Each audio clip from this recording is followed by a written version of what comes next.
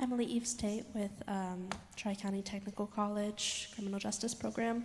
Apart from meeting other requirements to become a Supreme Court Justice, you have to go through some level of vetting process and or background check. This is to establish your integrity as a judge and ensure the board's integrity as a whole. So my question has 3 parts. 1, how exactly does this process look? 2, how thorough is it? And 3, do you believe it needs to be more or less extensive in any way, shape, or form? Well, let me say that's a very good question, and each of us is very familiar with the process. Your last part of the question, I think we'd be very hesitant to respond to. It's more of a political question that's before the legislature at this point in time, but Justice Kittredge, it's your turn. Thank you, Chief. Justice James just whispered to me, "It ain't fun." That gives you a sense of the intensity or scrutiny of the process.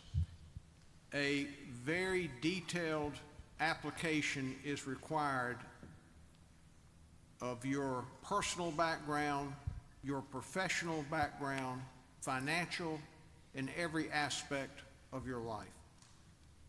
That is sent to the Judicial Merit Selection Commission, which consists of members of the legislature, 6 members from the body, 3 from the House, 3 from the Senate, and 4 at-large members from the public. Once that's filed, you go before a local community screening process. There are some lawyers on that community assessment board and process, but also members of the community, business people, community leaders. And they are required, and they do, in fact, call dozens of people in the community in which you live to find out what is your reputation for character and integrity. You then appear before that body, and they question you at length. They prepare a report, and they submit it to the Judicial Merit Selection Commission that I just referred to. The next step in the process is you are vetted and reviewed by the South Carolina Bar. A large number of attorneys agree to participate on a voluntary basis to review the candidate's qualifications. Again, they make an independent review of contacting and calling people in the community. But unlike the first phase that contacts people in the community generally, the bar often limits itself, or at least primarily, to lawyers. What is that judicial applicant's reputation in the legal community? At the end of that process, you appear before them and you answer questions and you're vetted. They file a report that again goes to the ultimate body, the Judicial Merit Selection Commission. They then review all the information. There's an opportunity for people to submit survey responses as whether they believe a candidate is qualified or unqualified. People can file complaints against a potential candidate, and then those are vetted at a public hearing. And the hearing can be very extensive. At that hearing, under current law, if they find candidates qualified, then the Judicial Merit Selection Commission submits the names of 3 of the qualified candidates to the legislature for the ultimate decision to be voted on by the legislature. I want to do sort of an overarching comment to your question.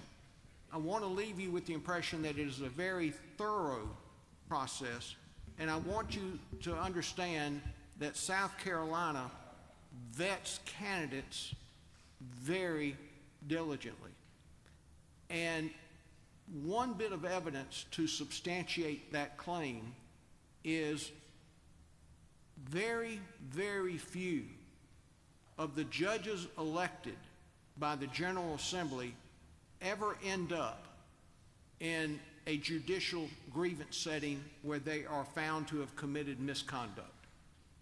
We get every week a summary of disciplinary grievance dispositions from every other jurisdiction around the country, and it's page after page after page of whether judges have done something inappropriate.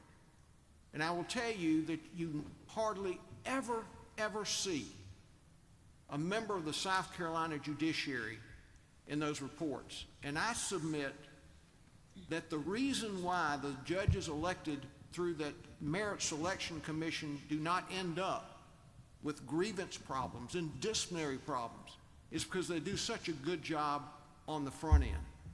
But my final comment is that we do have some problems occasionally. We do have to discipline, and the chief particularly has to be involved in the discipline of magistrates and municipal judges. And they sometimes find themselves running afoul of the rules of discipline and ethics, and they are held to account. And what's the difference between the magistrates and municipal judges and the judges that go through the legislative elective process? The magistrates and municipal judges are not vetted. They're just appointed primarily, if not exclusively, on a political basis. Those are the judges that end up in trouble, in hot water, in disciplinary matters. That shows you the difference between judicial candidates who have to go through a very exhaustive vetting process and those that do not. The former largely are free from any ethical complaints down the road. The latter, unfortunately, run into those problems. Forgive me, Chief, for the long answer, but I wanted to be thorough as I could. Well, honestly, I think you were thorough, and I think it was necessary because there's so much in the media recently about judicial screening and the selection of judges, and I think your explanation was on point, and I think it was beneficial to the audience.